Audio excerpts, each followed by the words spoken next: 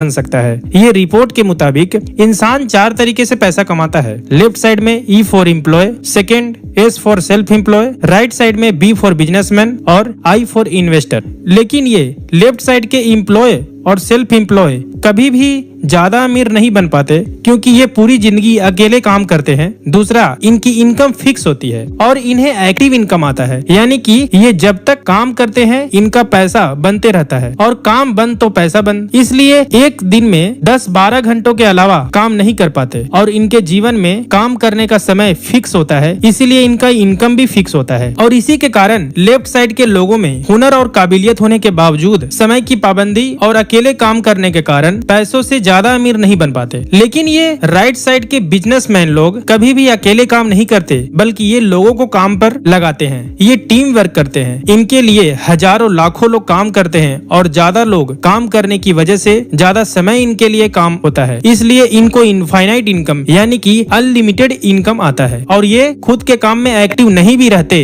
इनके बनाए हुए सिस्टम में लोग काम करते हैं और इन्हें पैसिव इनकम आता है और इसीलिए पैसे से पैसा बनाते हैं और दुनिया में वो बहुत अमीर इंसान बन जाते हैं और सारे सपने को पूरा करते हैं। इसलिए इस दुनिया में 97% लोग अकेले काम करके कभी अमीर नहीं बन पाते, लेकिन ये 3% लोग टीम वर्क करके बहुत अमीर बन जाते हैं। इसलिए आप भी अगर अमीर बनना चाहते हैं तो बिजनेस करना होगा। लेकिन इस सवाल ये है कि बिजनेस का कौन सा सिस्टम अपना के हम आसानी से अमीर बन सकते हैं।